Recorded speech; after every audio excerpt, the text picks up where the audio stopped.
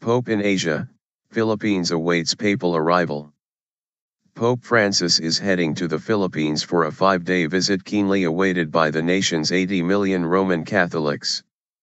The highlight will be a huge open-air mass in the capital, Manila, on Sunday. Other engagements include a visit to Tacloban to meet survivors of a devastating typhoon in November 2013. Security will be tight after failed attempts to kill 2 previous popes. Tens of thousands of soldiers and police have been deployed. Pope Francis, the 4th pontiff to visit the Philippines, is traveling from Sri Lanka, where he called for unity in the conflict-hit nation and canonized its first saint. Filipino children gesture beside a picture of Pope Francis in Manila, Philippines, January 14, 2015. Most of the Philippine population is Roman Catholic.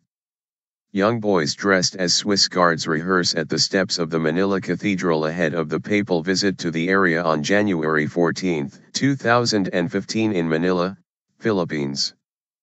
Preparations have been taking place for days across the nation. Filipino policemen walked during a downpour at an open field of the Luneta Park in Manila, Philippines, January 14, 2015. Major security preparations have been put in place to safeguard Pope Francis. Church bells will toll across the nation when he arrives in Manila at about 17:45 local time, 9:45 GMT. 80% of the nation's 100 million people are Catholic. Huge crowds are expected at each stage of the visit. A 3-day public holiday has been declared in the capital to clear the traffic. Every step he makes, every car ride he takes, every moment he stays with us is precious for us, said Archbishop Socrates Villegas, president of Catholic Bishops' Conference of the Philippines. Seeing him pass by is a grace. On Friday he meets President Benigno Aquino and celebrates Mass in Manila Cathedral. On Saturday he heads to Tacloban, where Typhoon Haiyan killed more than 6,000 people in 2013. He will celebrate Mass and also have lunch with survivors of the deadly storm, from which the area is still rebuilding. Cardinal Luis Antonio Tagle, Archbishop of Manila, said he expected the Pope to deliver a message on climate change, to which some experts have partly attributed the storm.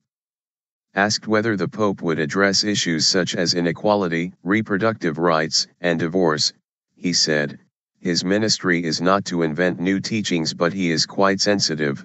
He wants to bridge the teachings of the Church with the new realities that we are facing." A workman clears the road in front of a sign welcoming Pope Francis to Tacloban ahead of his official visit on January 14, 2015 in Tacloban, Leyte, Philippines. In Tacloban, the Pope will meet a group of typhoon survivors. A student activist holds a placard to welcome Pope Francis in Manila, the Philippines, January 14, 2015. The Church is dominant in the Philippines, where a major gap exists between rich and poor. Several million people are expected to attend the open-air Mass in the capital's Rizal Park on Sunday. Organizers say crowds could exceed the 5 million who gathered for a Mass by Pope John Paul II in 1995. Military Chief General Gregorio Catapang said up to 40,000 security personnel would be tasked with keeping the Pope safe. There needs to be a balance between having the Pope meet up with the flock and meeting all the members of the Church and all others who have been invited to attend the public events, as well as at least keeping him away from danger, he said. Mr. Aquino, in a televised address on Monday, urged all Filipinos to help protect the Pope.